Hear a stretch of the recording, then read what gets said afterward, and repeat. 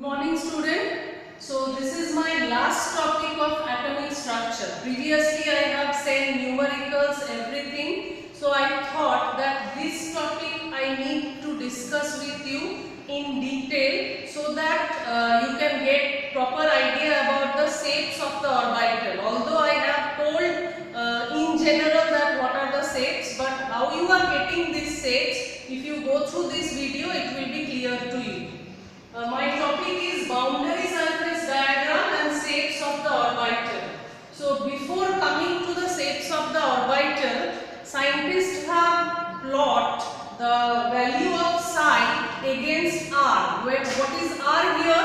R is the distance of the nucleus, distance of the electron from the nucleus. Now already you know that psi, that is known as wave function, it doesn't have any physical sense or physical meaning, but it gives you the information about the orbital, where shape of the orbital, size of the orbital, energy associated with the orbital. I have already told you that it can be defined by three quantum number. They are n, l and m, which gives you the energy, shape and size of the orbital. This is all about the wave function, or I can say that wave function give you the amplitude of the wave associated with the electron. As electron is having both particle nature and wave nature, so that wave which is associated with the electron, amplitude of that wave is represented by this symbol, that is psi, and it is known as wave function. When I have plotted the wave function against r, where r is the distance of the electron from the nucleus, in case of 1s orbital, I got this kind of graph. You can go through the graph. Here n equal to 1 and l equal to 0. 1s, that means principal quantum number is 1. S means l, that is azimuthal quantum number, that is 0. So what can I find from this graph? This graph says that the wave function that is near to the nucleus, it is the highest and then it decreases and it goes like this. Second one, this one is the plot of graph in between wave function and the distance of the electron from the nucleus. This is for 2s orbital. So you can find the difference between these two graphs. This is 1s and this one is 2s. There is some difference, that is this graph once decreasing and again increasing. This one is the graph I have drawn for 2p orbital. This is also a graph between wave function and r, where r is the distance of the electron from the nucleus. 2p orbital means n equal to 2 and l equal to 1. First this graph has been plotted and then the graph of psi square against r has been plotted. Now what is psi square? That has been explained to you earlier. Psi square is the probability of finding an electron in the space around the nucleus or anywhere. The space where the probability of finding the electron is something that is represented by psi square. So here in case of 1s orbital, I can find that near the nucleus, exactly near the nucleus or at the boundary of the nucleus, probability of finding the electron is maximum and then it decreases as we move away from the nucleus. Okay, this is about 1s orbital.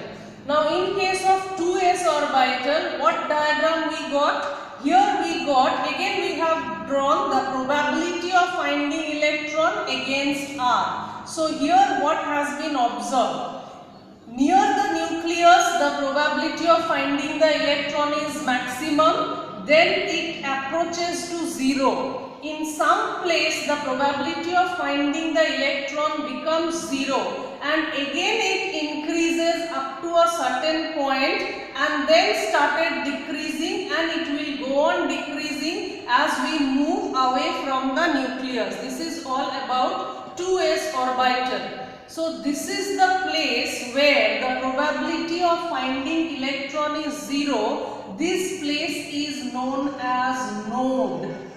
This is known as node where the probability of finding an electron is 0. And this is also known as radial node. This is known as radial node. In case of 1s orbital, there is no radial node, but in case of 2s orbital, we can find that there is one radial node.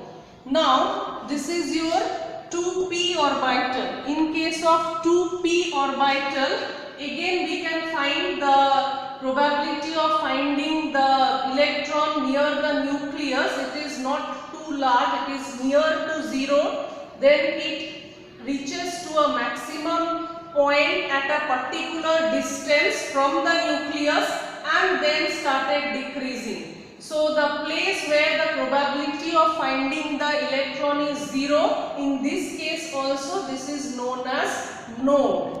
Now, using these facts, scientists have tried to draw boundary surface of the orbitals. Boundary surface of orbital means what? That is to find out the diagram where the probability of finding an electron is maximum. Now, probability of finding an electron can never be 0 at infinite distance also. If we consider 1s orbital, up to infinite distance also it will approach near to 0, but there will be no place where the probability of finding electron will be 0. So we will consider the case in such a way that we will draw a boundary so that where the maximum probability of finding an electron can be 90% or 95%. Where the probability of finding an electron from the nucleus at a certain distance, if the probability of finding an electron is 90%, there I can draw a boundary and I can say that it is a boundary surface of the orbital. As we move away from the boundary, then the probability goes on decreasing. Previously I have shown that in this way orbitals are represented, but actually this is not the same. This is the way I can represent only. Now, this is the boundary surface of 1s orbital and 2s orbital, which I am showing here. So you can see that from the boundary surface near the nucleus, the concentration of probability of finding electron in case of 1s orbital is maximum, and near the boundary also it is there. As we move away from the boundary, the probability decreases. In case of 2s orbital, you can find that near the nucleus the probability of finding electron is maximum. Then there is a place you can see where no electron is there. That is the place where the probability of finding electron is 0. So that is the node of 2s orbital, and in that place the probability of finding electron is 0. After that node, again you can find the probability of finding electron can be seen by this diagram where small dots has been given. That is the probability distribution of 2s orbital, and I have drawn that can be seen by the boundary surface. Okay, so this is all about s orbital. Now p orbital's boundary surface, that also has been drawn here.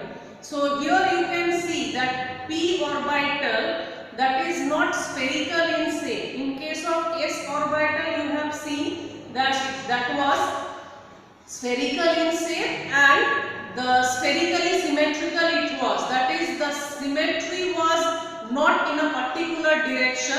Probability of finding electron in any direction is same in case of s orbital. In case of p orbital, you can find that there are two lobes. Two lobes are separated at the nucleus.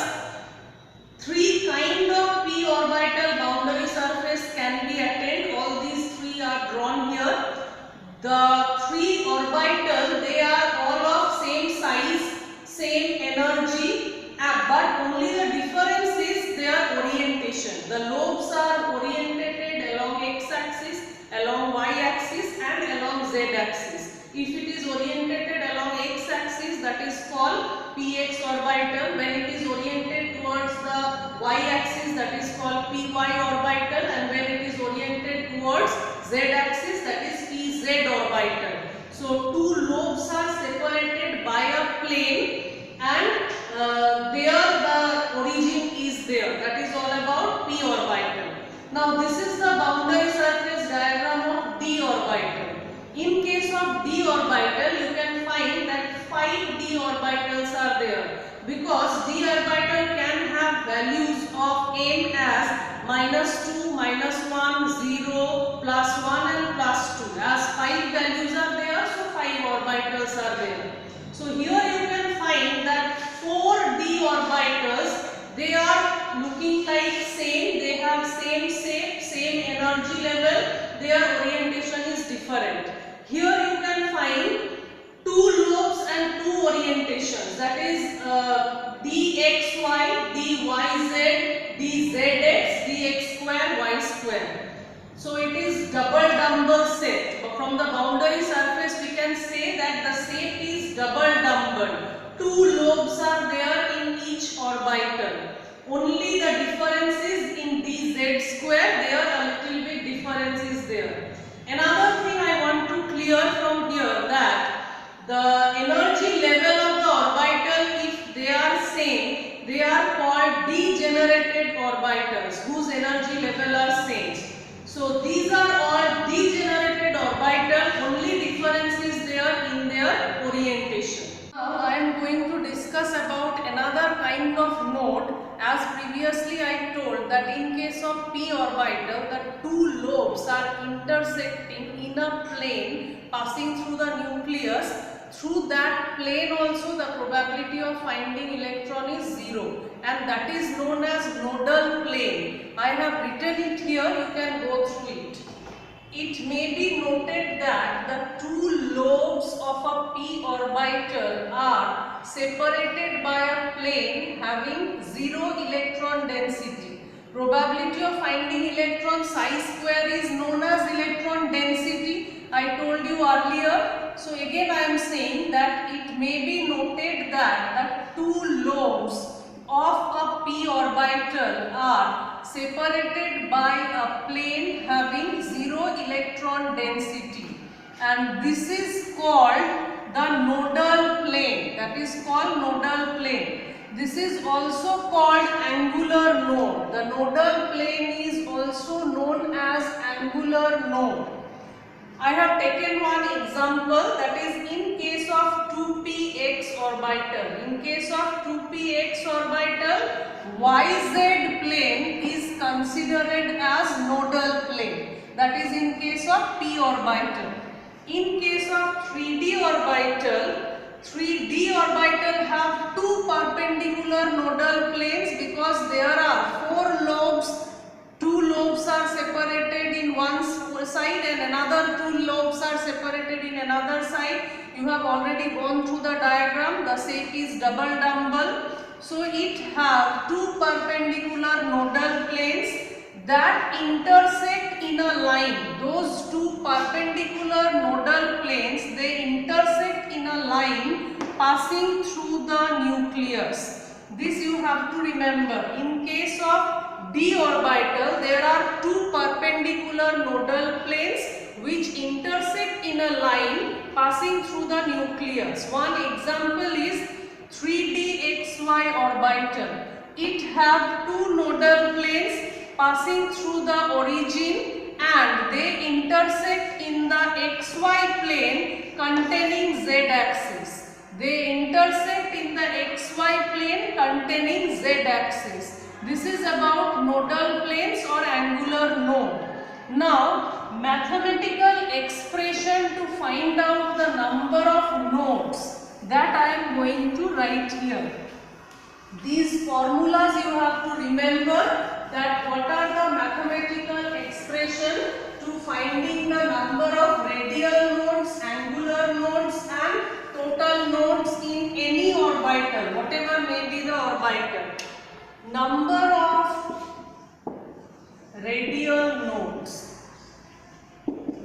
number of radial nodes. It is given by the formula n minus L minus 1. This is the formula for finding the number of radial nodes, where n is the principal quantum number and L is the azimuthal quantum number. Now, number of angular nodes.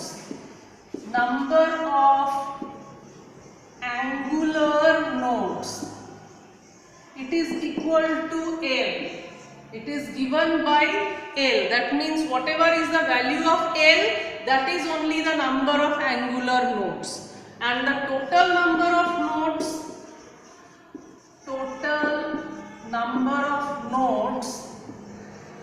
is given by the formula n minus 1. Total number of nodes is given by the formula n minus 1. So this is all about the shapes of orbital and the numericals related with this. Another thing I want to say that in case of orbital 1s, 2s, 3s, as the number of principal quantum number is increasing, the boundary surface area is also increasing. Otherwise it is of same shape and same kind of energy, but same kind of energy I am saying, but energy level is increasing and boundary surface is also increasing, but the shape is same. Principal quantum number increasing means boundary surface is also increasing, size is increasing. So I hope through this video all your queries and all your doubts are cleared, and I have completed all topic of atomic structure. This was my last video of this chapter.